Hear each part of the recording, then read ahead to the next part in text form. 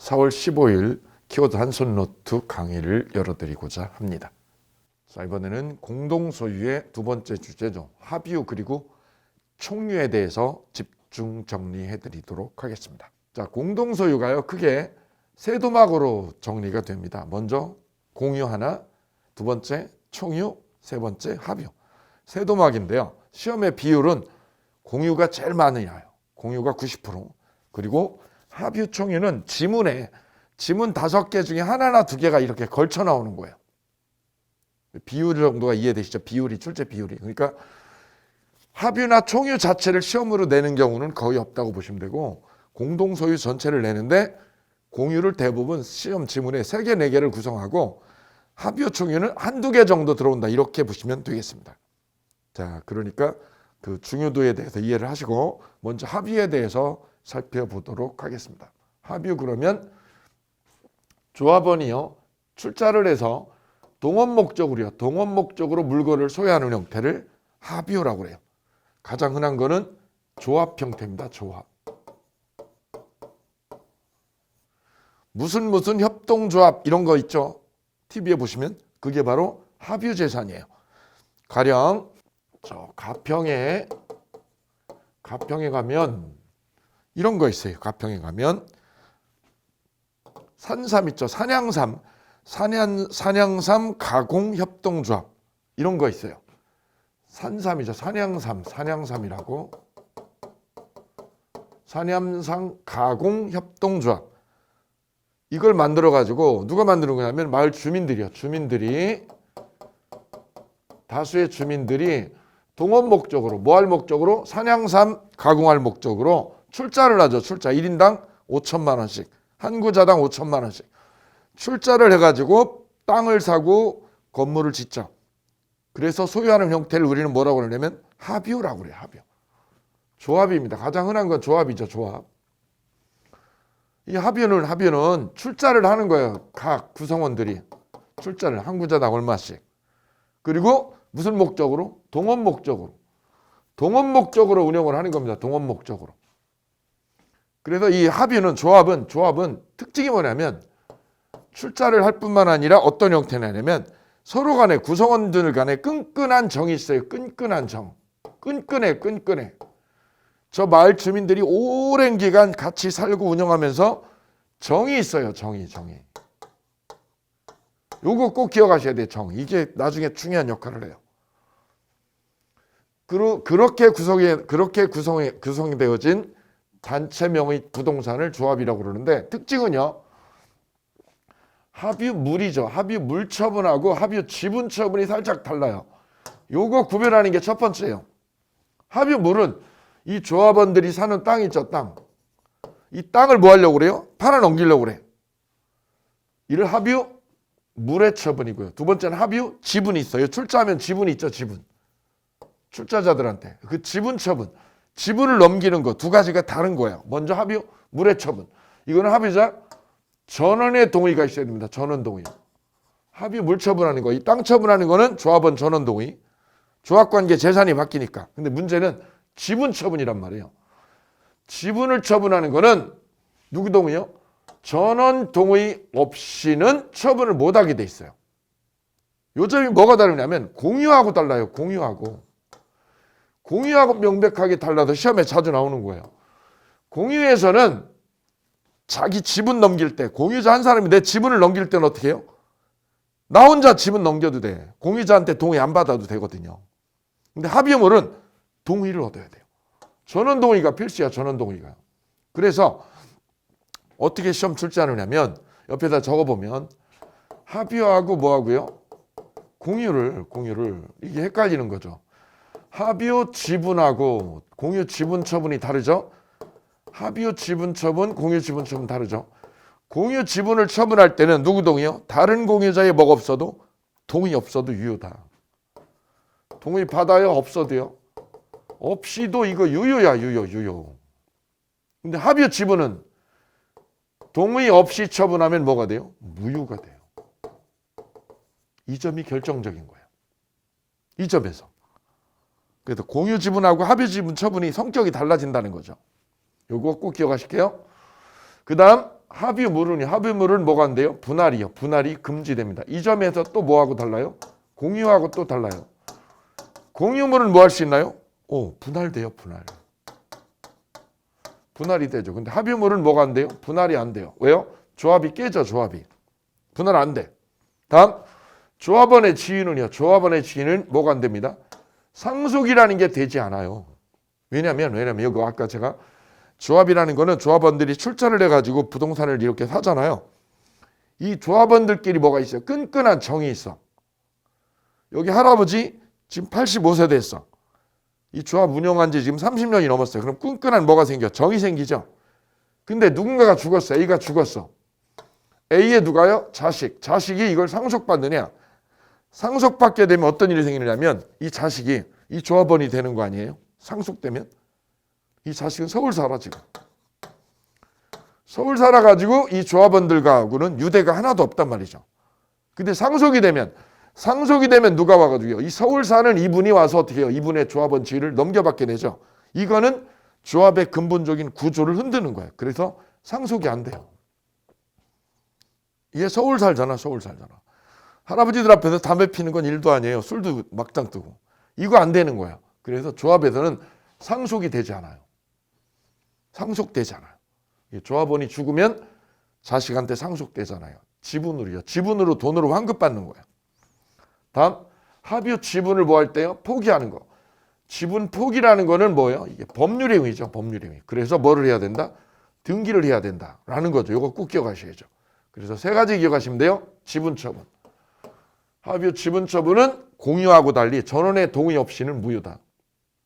그래서 공유와 달리 자신의 지분 범위 내에서 유효가 아니라 뭐가 돼요? 무효로 됩니다. 지분 처분한 거. 두 번째 합유물 분할 안 되고요. 그 다음에 상속 안 돼요. 지분 포기는 법률행위니까 뭐 해야 됩니다? 등기해야 됩니다. 이 29의 정답. 그 다음 총유 보실게요. 총유. 총유의 가장 보편적인 형태를 우리가요. 일상생활에서 만나는 거는 뭘까요? 교회죠. 여의도 순복음교회 무슨 교회 보면 교회 건물 어마무시하게 크죠. 그거는 교인들이 돈을 낸 거죠. 헌금으로. 그래서 만든 재산이죠. 그리고 또 하나는 종중재산입니다. 김액김 씨, 전주희 씨 등등 많죠. 이 종중에서 보유한 소유 형태를 총유라고 그래요. 그리고 우리 일상생활에 많이 보죠. 예. 근데 우리가 주로 접하는 거 이 교회 그리고 명절 때 어디 가죠? 종산에 가서 이렇게 성묘하죠. 그때 만나는 게 이거죠. 총유재산이에요. 이 얘기를 듣게 되는 거예요. 명절 때 되면 총유 얘기를 저절로 듣게 돼. 우리 할아버지가 말이야 옛날에 어땠어라는 얘기가 이때 듣는 거죠. 그래서 만들어 놓은 땅. 이거는 비법인 사단이라고 그래요. 비는 뭐죠? 아닐 비자.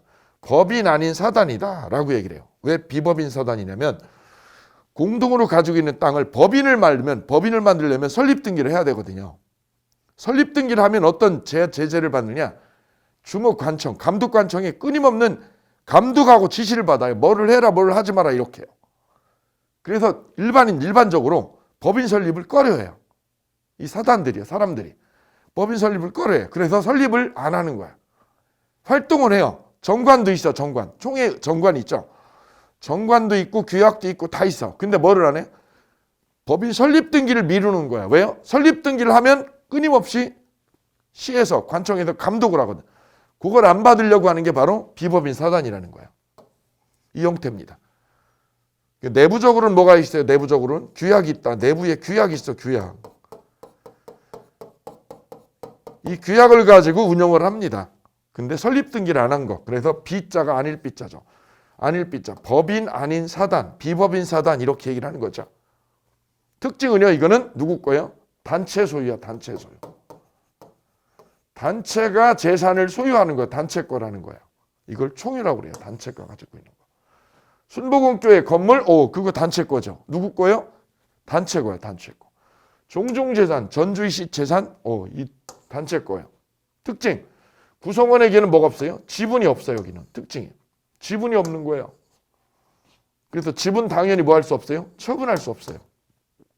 자, 우리 공유에는 뭐가 있어요? 지분이 있죠. 합의에도요. 출자한 만큼 지분이 있죠. 근데 이건 지분이 없어. 그죠? 지분 안 줘. 내가 교회에다 헌금을 1억을 냈다. 그죠?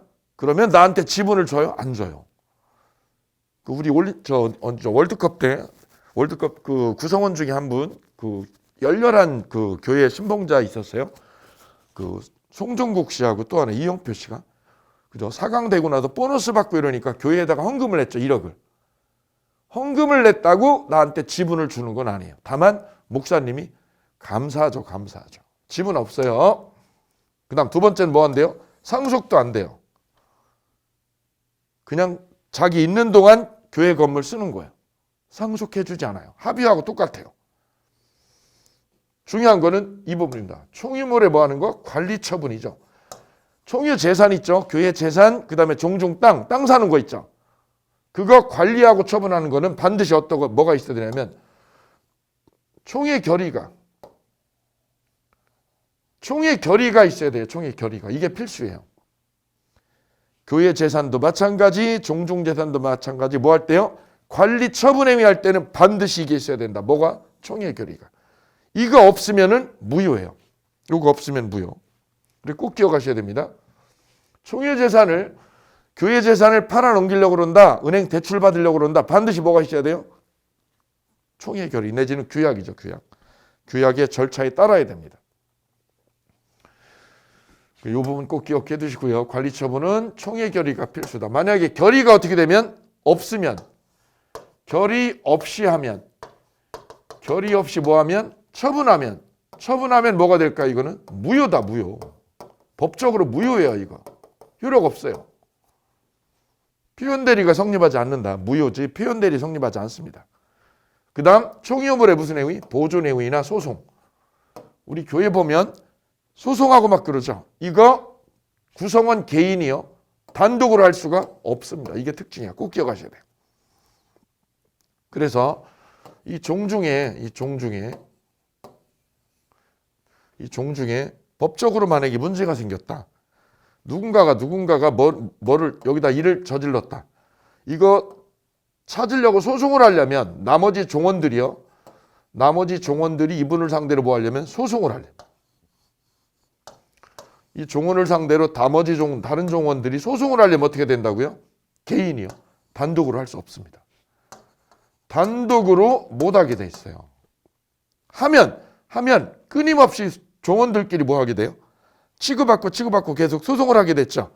그죠? 그러면 이 단체 운영이 어려워질 거예요. 그래서 우리 대법원은 구성원끼리 소송하는 거를 단독으로 못하게 억제하고 있습니다. 안 돼요. 단독으로 소송이 안 돼요. 그 다음 일부 교인이 교회에서 뭐 한 경우? 탈퇴한 경우. 종종 보는 거죠.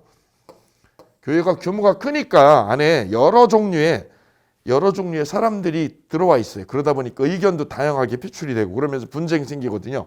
그러면서 어떤 일이 생기냐면 A집단, B집단 이럽니다. 같은 교회 안에 있는 분들이죠. 이분들이 어떻게 해요? 의견 충돌되면서 비대위를 만들고 뭐 이런 일도 뉴스에 보죠. 이러면서 이분들이 뭐라고 그래요? 나 나갈 거야. 이탈해서 교리도 안 맞고 뭐도 안 맞고 이러면서 따지죠. 그러면서 새로 종단을 설립한다 이런 얘기를 하게 되죠. 그러면서 여기 구성원들이죠. 이 구성원들이 어떻게 해요? 이탈해서 나갑니다. 이탈해서 나가죠. 그때 문제된 거는 남은 분들하고 이분들하고 이탈한 분들하고 뭐가요? 재산권이죠. 이 안에 재산권이 누구 거냐 이 문제가 남습니다. 왜냐하면 규모가 워낙 크니까. 그리고 오랜 동안 축적이 돼서 규모도 작지 않아요. 그죠? 보면 누구 거냐 이 재산권이. 판례는요. 이 재산권은 분열 당시 교인들의 총유가 아니라 누구 거냐? 잔존교인들입니다. 잔존교인들의 총이다. 이게 어감이 다른 게요. 1번하고 2번의 어감이 전혀 별개인 거예요. 1번은 뭐냐면 분열 당시 교인들의 총유 이렇게 했죠. 이러면 누구가 들어가는 거예요? A, B 다 들어가요.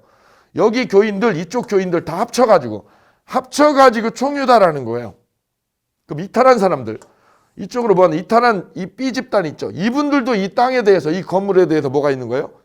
재산권이 있는 거예요. 이렇게 말하면 분열 당시 교인들의 총유 그러면 누구 거예요? A와 B의 총유다 이렇게 되는 거죠. 1번은. 근데 우리 대법원은 1번이 아니라 2번이라는 거야. 잔존교인들의 총유다. 그럼 잔존교인들이면 누구요? A만이죠. A만 있고 이탈한 사람들은 재산권이 없다는 거예요. 이게 우리 대법원의 결론이에요.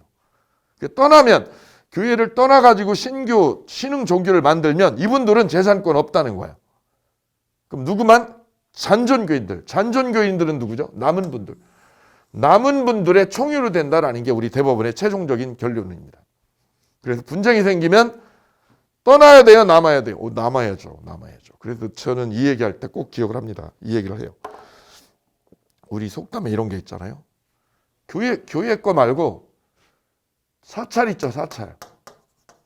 사찰이 가지고 있는 재산, 특히 조계종 같은 거, 이것도 다 뭐예요? 총유예요. 근데 사찰도 개인 사찰이 있어. 개인이 자기 돈 내가지고 지은 땅하고 건물은 이건 누구 거냐? 개인 거야. 이건 내 마음대로 거래가 돼요. 사찰도 사고 팔고 돼요. 교회도 마찬가지예요. 목사님 혼자서 내놓은 땅, 건물은 자기 거니까 자기가 팔고 거래돼요, 이거. 근데 누구? 교인들이 헌금을 내가지고 만드는 거는 개인 게 아니라고. 사찰도 똑같아요. 제가 머리 깎고 제가 돈 다 냈어. 땅 살 때도 내 돈으로, 건물 지을 때도 내 돈으로. 그럼 누구 거지? 내 거지. 내 부동산이죠. 그럼 등기도 뭐라고 돼 있어요? 양민이라고 등기돼 있죠. 그럼 제가 어떻게 할 수 있어요? 팔을 수 있어. 왜? 내 거니까. 개인 재산이니까. 그런데 양민이 아니라 뭐라고요, 이거?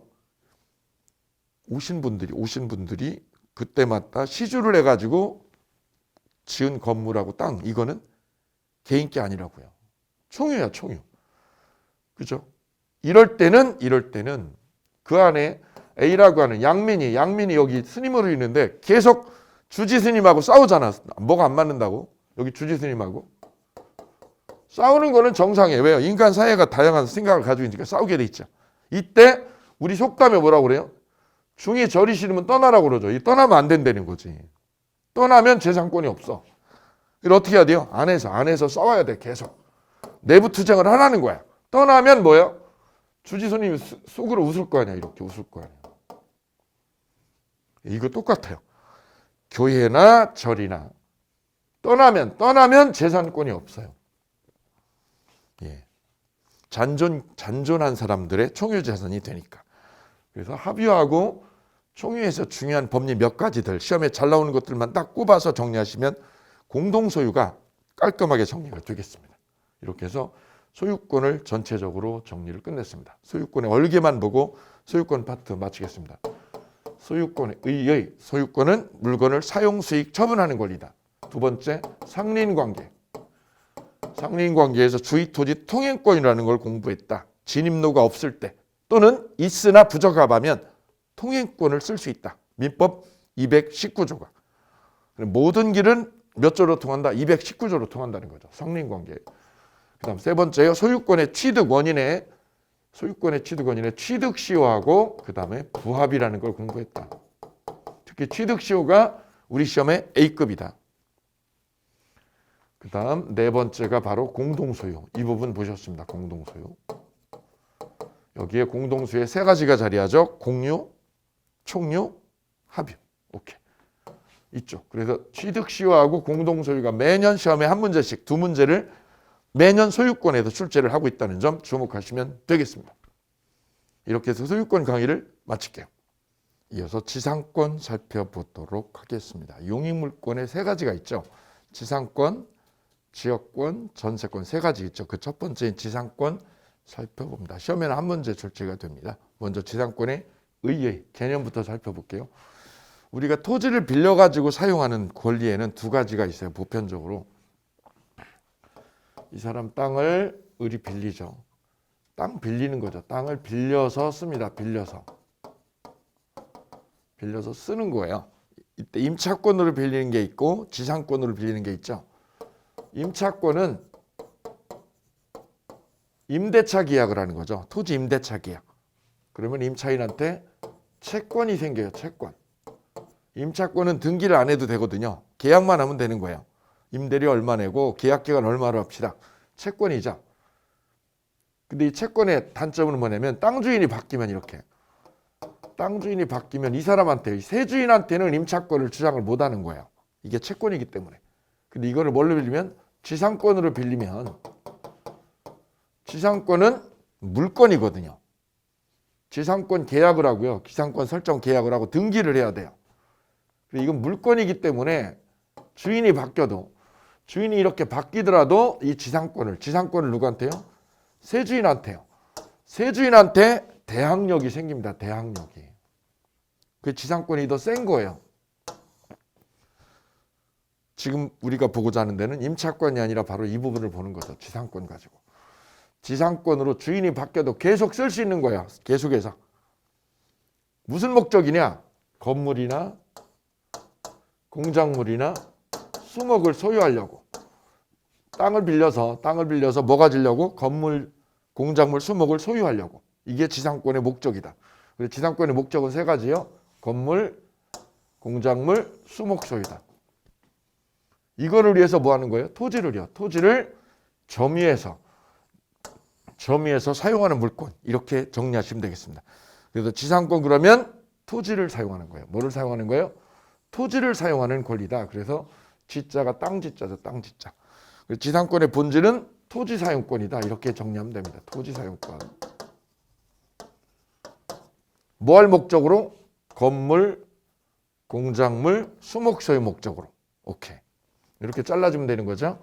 지상권이 뭐예요? 건물, 토지를 사용하는 거예요. 무슨 목적으로? 건물, 공작물, 수목 소유하려고. 이때 조심할 거. 수목이죠. 여기서 수목이죠. 수목을 소유하기 위해서는 무슨 지상권? 구분지상권은 성립할 수 없습니다. 이거 조심하셔야 돼요. 구분지상권은 지상이나 지하의 층을 정해가지고 토지를 이용하는 거예요. 가령 서울시에서 지하철 공사가 지하철을 놓으려면 남의 땅 하단을요. 남의 땅 밑에를 이렇게 지나가죠. 지하철이. 그때 인정되는 권리가 바로 구분지상권인데 이 구분지상권은 건물이나 공작물 위해서는 쓸 수 있지만 수목을 위해서는 안 된다는 거예요. 왜 안 되느냐? 수목이 지하에서 자랄 수 없으니까. 그래서 수목을 위해서는 뭐가 안 됨? 구분지상권이 인정 안 된다는 거예요. 이거 시험에 여러 번 나온 거니까 꼭 챙기시고요. 그 다음에 지상권은 건물이 뭐 해도요? 이게 멸실했다. 건물이 멸실하거나 또는 수목이 뭐 해도 존재하지 않아도 지상권은 존속해요. 그리고 이 건물이 불나버리거나 수목이 죽어도 지상권은 존속합니다. 소멸하지 않아요. 이게. 소멸이 아니라 존속하는 거예요. 왜냐하면 본질이요. 지상권의 본질적인 권리가 뭐예요? 토지를 쓰는 거예요. 토지를 쓰는 거니까 토지가 있는 한 건물이 없어지거나 수목이 없어도 지상권은 존속한다라는 거 꼭 기억하시면 됩니다. 그래서 계유에서 꼭 기억할 거는 지상권의 본질은 바로 뭐에다? 토지 사용권. 여기에 귀착이 된다. 이거 기억하시면 되겠습니다.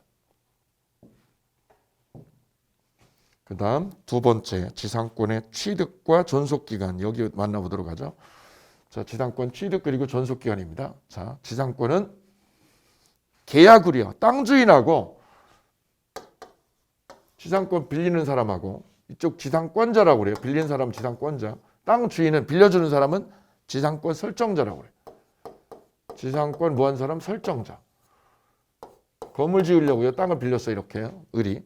이때 지상권을 을이 취득하는 거는 두 가지가 있어요. 첫째, 법률 행위로요.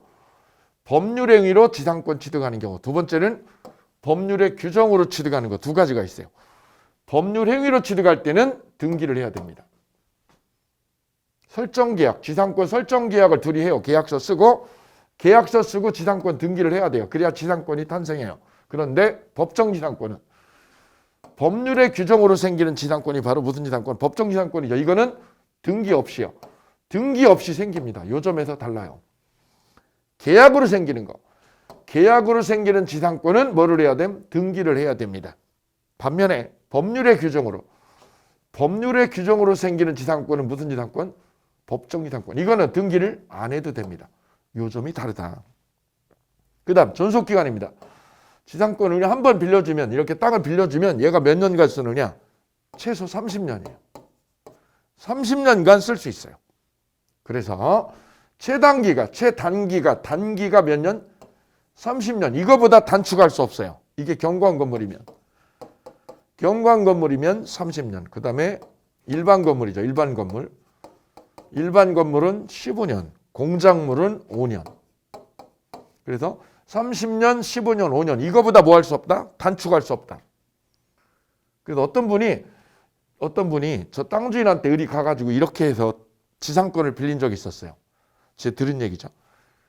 주인한테 가가지고 나한테 땅을 빌려주세요. 임대료를 내가 한 달에 300을 낼게요. 나 여기다가 목공소할 건물을 지으려고 그래, 을이요. 근데 땅이 없으니까 땅을 빌리는 거죠. 빌리는데 이분한테 가서 이렇게 얘기한 거죠. 내가 한 달에 300을 사용료를 낼게요. 사용료를. 대신에 계약 기간을 2년 해주세요. 2년 해주는데 대신에 뭐라고요? 등기를 지상권으로 해주세요. 지상권으로. 뭘로 해주세요? 지상권으로. 주인이 이 지상권을 잘 모르거든요. 일반인들이. 임대차는 알아도. 그래서 2년이네. 그럼 2년 내가 빌려주지. 그리고 지상권을 편입해준다고 등기를 해줬어요. 이러면 2년이 아니라 몇 년이 되느냐면 30년으로 돼버려요. 최단기간 30년으로. 약속 2년 했어도 몇 년으로? 30년으로 쫙 늘어나 버려요. 법에 이렇게 정해놓아서. 민법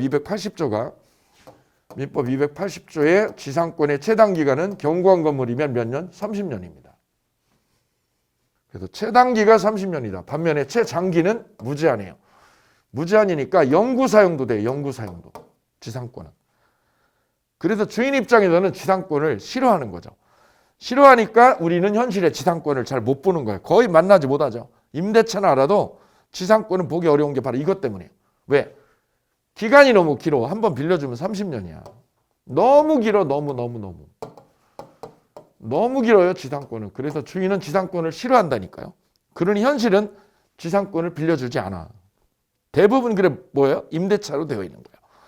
우리 현실에 토지 사용 그러면 임대차가 되는 거지 지상권으로 주는 경우는 거의 없다. 왜? 너무 길어서. 이게 너무 길어서. 이런 배경을 이해하시면 되겠습니다. 그래서 지상권 취득은 계약으로 생기느냐 법률로 생기느냐 둘로 나눠진다는 거하고 최단기간이 30년이라는 거. 이거 기억하시면 되겠습니다. 그 다음 지상권자의 권리. 이렇게 해서 지상권이 생겼어요. 계약으로 생기든가 법률로 생기든가. 법률로 생기면 무슨 지상권? 법정 지상권. 계약으로 생기면 약정 지상권이라고 그러는데 어떤 권리가 생기는지 그 권리 의무 살펴보도록 하겠습니다. 지상권이 생기면 그 권리죠. 어떤 권리 그리고 어떤 의무가 있는지. 권리 부분입니다. 권리 부분. 여기가 좀 복잡한데 저는 암기법으로 여러분한테 간결하게 핵심만 딱 뚫어드립니다. 지상권자의 권리 5개.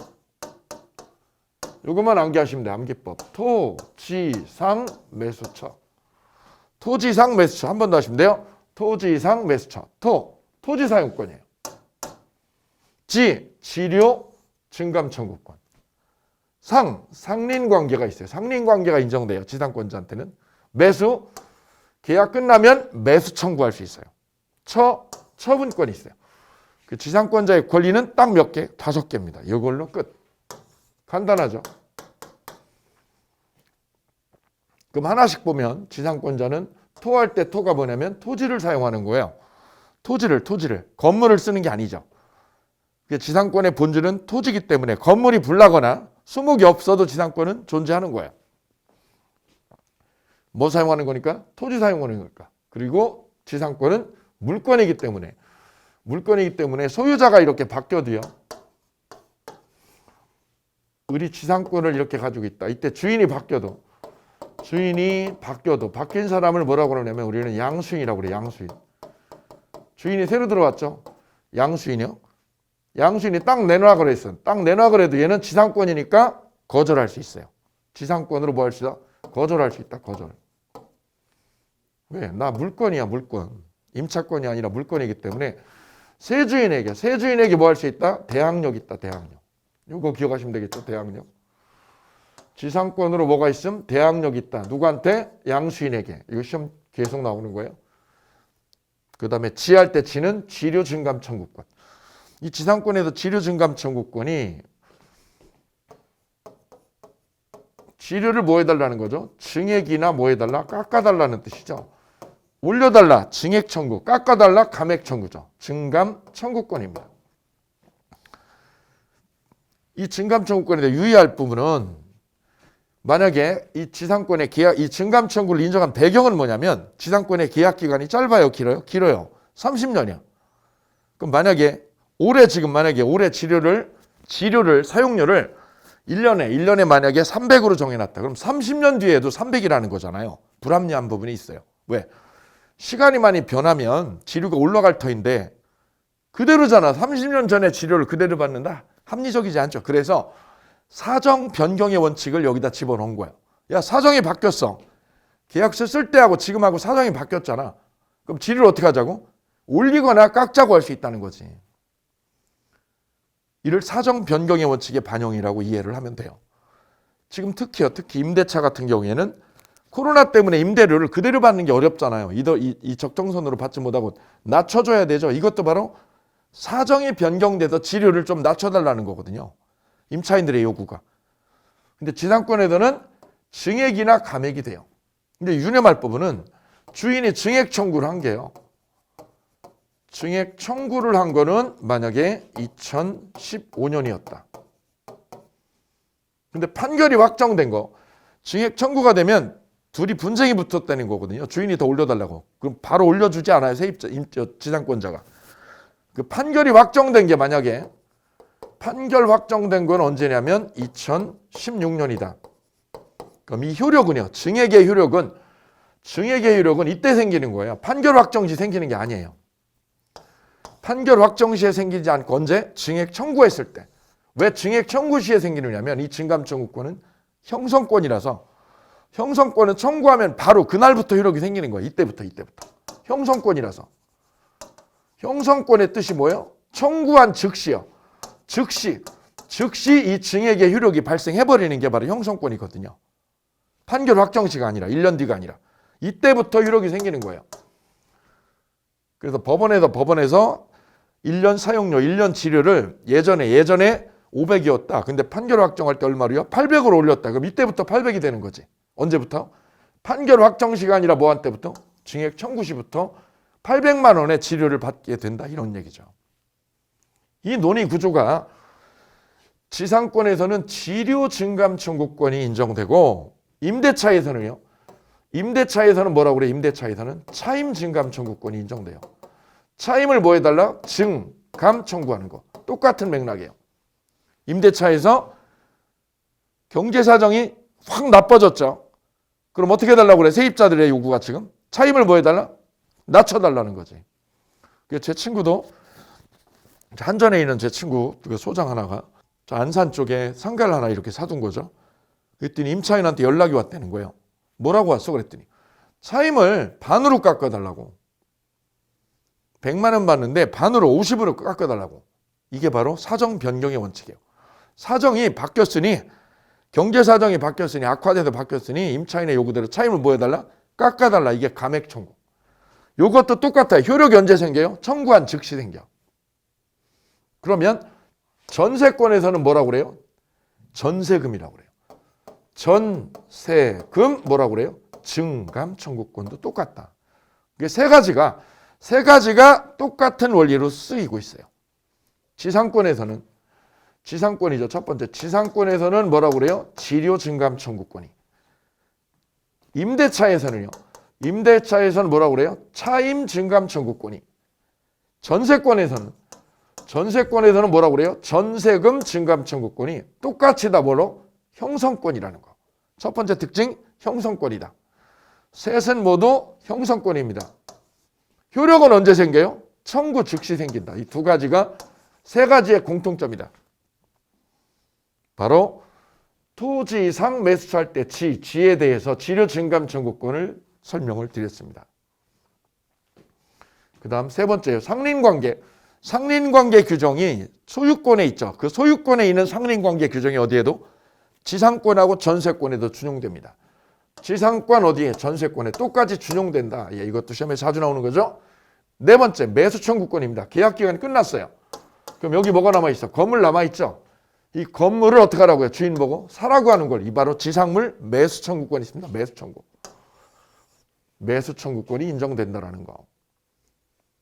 근데 이 매수 청구가 지상권자한테만 있는 게 아니라 누구한테도요? 설정자한테도 있어. 설정자도 얘 보고 사래. 나한테 넘기라고요. 나한테 넘기라고 할 수 있다. 근데 이 매수 청구는 지상권자도 있고 누구도요? 설정자도 있다는 거. 두 개를 동시에 알아두시면 도움이 되십니다. 다음 마지막이죠. 처분권. 지상권은 물권입니다. 물권이라서 설정자 의사에 반해서도 처분할 수 있어요. 물권의 본질이 이거죠. 내 물권. 내 물건을 내가 뭐 할 수 있어? 처분할 수 있는 거야. 처분권이. 이 처분권은 주인의 의사에 반해서도 돼요. 그래서 설정자 의사에 뭐해서 반해서 처분할 수 있다는 거. 꼭 기억하실게요. 이 5가지죠. 이 5가지를 지상권자의 권리라고 그래요. 권리 5개 암기법을 한 번 더 할까요? 토, 지, 상, 매수처. 이러면 간단하게 딱 끝나잖아요. 자, 지상권자의 권리 보셨어요. 이번에는 의무 부분 잠깐 살펴볼게요. 어떤 의무가 있느냐. 시험에 잘 나오는 거 첫 번째, 지료죠. 지료 지급 의무. 이때 조심할 거는 지료는 지상권의 뭐가 아니다? 성립 요소가 아닙니다. 이거 조심하셔야죠. 따라서 토지 빌릴 때요. 빌릴 때 이 지상권자가 운이 좋으면 저 땅 주인이 마음이 너무 착한 거지. 세상에 다 놀부 같은 사람만 있는 게 아니거든요. 착한 임대인도 있고. 그렇듯이 빌려줄 때 이분이 뭐라고요? 나 무상으로요. 무상으로 빌려줄게 지상권. 이게 가능한 거예요. 무상 지상권도. 마음 주면 되는 거죠. 제가 마음 주면. 30년 동안 공짜로 쓸 수도 있는 거죠. 그래서 지료는 성립 요소 아니라는 거예요. 성립 요소다? 아니다. 지료가 없어도 돼. 무상도 돼. 무상도. 확률은 적지만 그죠. 30년 동안 그냥 빌려 쓰라는 거죠. 이거 확률적으로 적지만 법적으로는 가능해요. 무상도 돼요. 유상도 되고. 거의 현실은 대부분 유상이겠죠. 근데 이론적으로는 무상도 가능하다는 거 기억합니다. 자, 그럼 이 지료에 대해서 만약에 지료를 정해놨다. 1년에 500만 원. 500만 원 해가지고 정했다. 500만 원을 내고 30년 동안 쓰는 거죠. 지상권자가. 첫 번째. 지료를 뭐 해야 돼요? 등기를 해요. 등기를 해야 지상권을 이전받은 자. 이전받은 자 있어요. 이전받은 자. 지상권을 뭐 한 사람? 이전받은 자. 양수인이죠. 양수인. 이 사람한테 A는 지료를 받아낼 수 있어요. 지료를 뭐 해놔야? 등기를 해놔야. 이 지료 500만 원을 뭐 해놔야? 등기를 해야지. 등기를. 그래야 누구한테요?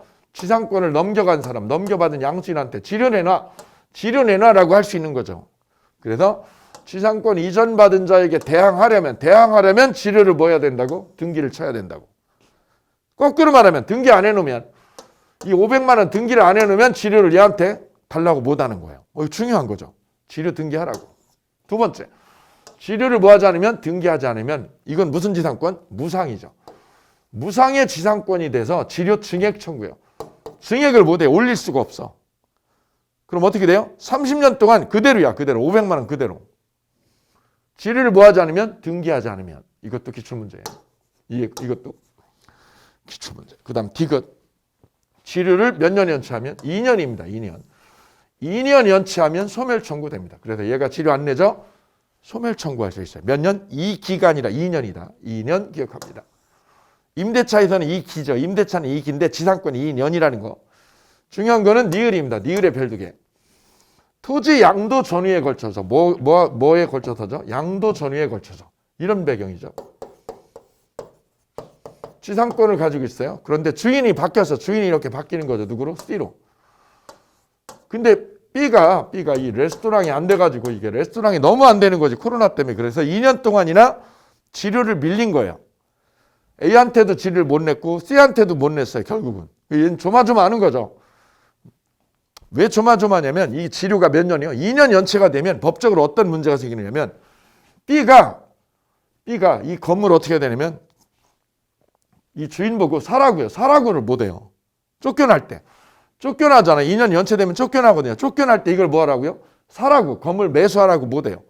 아까 지상권자의 권리 5가지가 토, 지, 상, 매수 처죠. 매수할 때 매수가 뭐죠? 지상물 매수 청구권이거든요. 이게 2년 연체가 되면 매수 청구가 아예 안 돼요.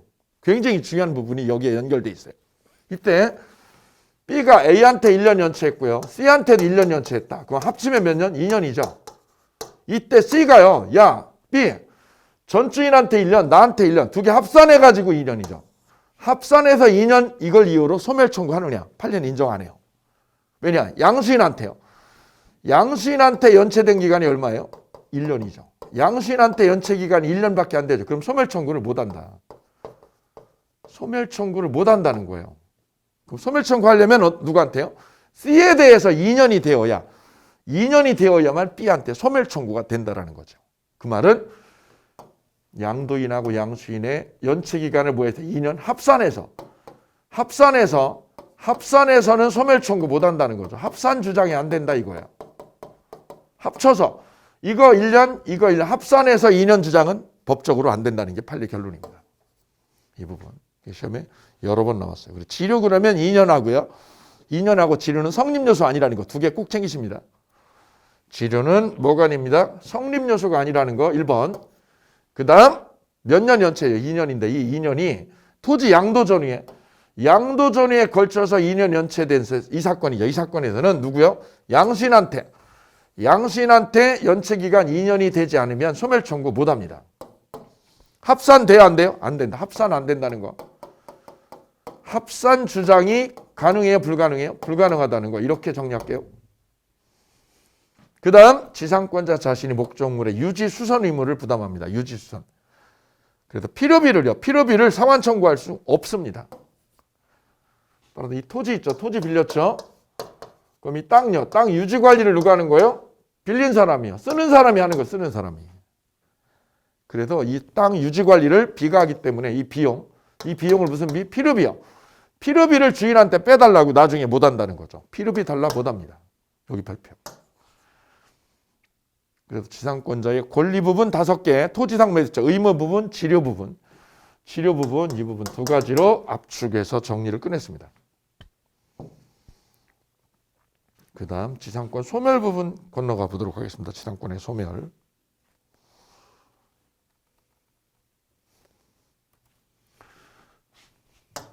자, 소멸 보시면 첫 번째 기간이 만료되면요. 기간 몇 년? 30년이죠. 30년 만료되면 지상권은 아웃돼요. 이때 조심할 거는요. 말소등기 없이요. 말소등기 없이 죽어요. 지상권은. 30년 끝나면 죽은 거야. 껍데기만 있는 거야. 말소등기 해야 돼요? 안 해도. 말소등기 없이 죽는다는 거 꼭 기억하십니다. 우리 이 부분이 어디에 나오느냐면 물권 변동에 등기를 요하지 않는 거 우리 공부했거든요. 그 암기법으로 공부를 했었어요. 기억해보면 형수상경 4가지 했죠. 그 다음에 신혼 기간 만료할 때 이게 바로 기간 만료예요.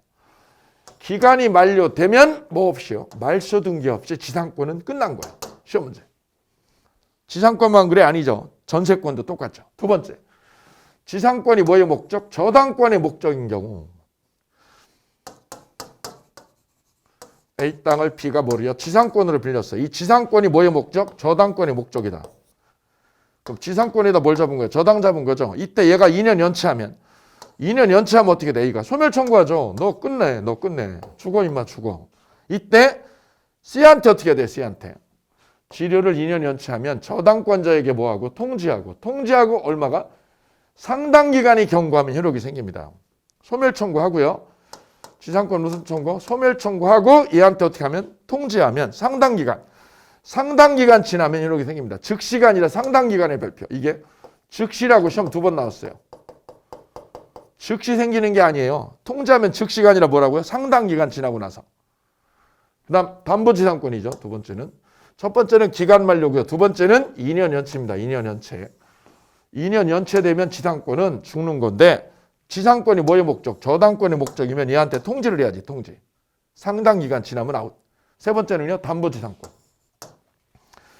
이 담보지상권은 여기 따로 별표할게요. 이렇게 따로 별표해 주시기 바랍니다. 나대지의 담보 가치가 나대지죠. 전제조건은 저감되는 거를 뭐하기 위해서 막기 위해 지상권자죠. 지상권자 앞으로 뭐를 해요? 저당권을 취득하는 거. 이를 담보지상권이라고 그래요. A 땅에 B가 은행에서 대출을 받으려고 그랬어요. 제가 얼마 전에 땅을 사고 대출 받으려고 농협에 갔죠. 그랬더니 농협 대출 담당계가 대출 계약서면 뭐예요? 저당권 계약서죠. 근저당 계약서죠. 근저당 설정 계약서를 이렇게 내밀고 거기다 도장을 찍으래요. 서명하고. 오케이 했죠. 그랬더니 두 번째 서류를 또 내밀어요. 실제 서류를 한 8개 내밀어. 굉장히 많아요. 또 내미는데 그 서류의 제목이 뭐냐면 지상권 설정 계약서야. 누구 앞으로요? 농협 앞으로. 아니 지금 내가 대출 받는데 대출 6억을 빼내는데 왜 여기에 근저당 설정 끝났는데 또 뭐를 하달래? 지상권 설정 계약서를 써달라는 거야. 무슨 계약서? 지상권. 이게 뭐냐면 본질이. 여기다 땅 주인이 은행에다가 대출을 이렇게 잡혀도 내 땅이거든요. 내 땅이니까 이는 여기다 뭘 짓는 거? 건물을요. 건물을 세울 수 있어 이렇게요. 그러면 건물을 짓게 되면 이게 원래 나대지였잖아요. 나대지로서의 담보 가치가 저감돼서 떨어져. 건물이 있는 만큼. 그래서 은행은 땅 주인이 대출을 빼내고 나서 이렇게 나대지에다가 이렇게 근저당 설정해서 대출을 받고 나서 여기다 뭐를요? 건물 짓는 거를 원하지 않아. 농협이 원하지 않아. 농협이. 그래서 농협이 금융기관이 자기 앞으로 뭐를요? 지상권 등기를 해버려요. 뭐를 못 짓게? 건물 짓는 걸 막으려고. 이걸 막으려고. 이 지상권이 바로 무슨 지상권? 담보지상권이라는 거다. 이 담보지상권은 땅을 쓰는 거예요? 아니에요. 땅 쓰는 게 아니야. 본질이. 너 본질이 뭐야? 너 본체가. 너 본질이 뭐야? 너? 나는 땅을 점유해서 쓰는 지상권. 보통 지상권하고 틀려 족보가. 보통의 지상권은 뭐야? 땅을 점유해서 쓰는 거야. 30년 동안. 근데 요놈의 지상권은 담보지상권이라고 그랬죠. 무슨 지상권? 담보지상권은 본질이 뭐예요? 땅을 점유해서 쓰는 게 아니라 무슨 가치? 담보 가치요. 땅을 사용하는 게 아니다. 땅 사용이 아니죠. 땅 사용이. 땅 사용이 아니라 무슨 가치요? 담보 가치다. 담보 가치. 토지의 무슨 가치? 담보 가치. 담보 가치를 확보하는 거다 이거죠. 그래서 이름하여 담보지상권이라고 이름 붙인 거예요. 그럼 얘는 언제 죽어요? 빚 갚으면. 빚 갚죠. 채무가 변제되면 얘도 죽고 얘도 다 죽어. 오케이. 이 지상권이 바로 독특한 담보지상권이다. 그 지상권 소멸해서 기억할 거 기간 만료 첫 번째. 두 번째는 2년 연체. 세 번째는 담보지상권. 너 언제 죽니? 채무 변제되면. 빚 갚으면. 채무자가 융자금 갚으면 얘도 죽어. 그리고 담보지상권도 죽어. 오케이. 그래서 지상권 소멸 세 가지를 살펴보셨습니다. 여기까지 보시면 지상권의 큰 골격이 완성이 된 거예요. 첫 번째, 지상권에 의해 토지를 사용하는 거다. 기간 몇 년? 30년간, 최소 30년. 권리는요, 토지상 매수처. 의무는 지료죠, 지료. 그 다음 소멸사유 세 가지요. 소멸사유 세 가지. 이렇게 하시면 기본적인 지상권의 얼개가 이렇게 쫙 만들어지시겠습니다. 그럼 잠시 쉬었다가 특수지상권 살펴보도록 하겠습니다.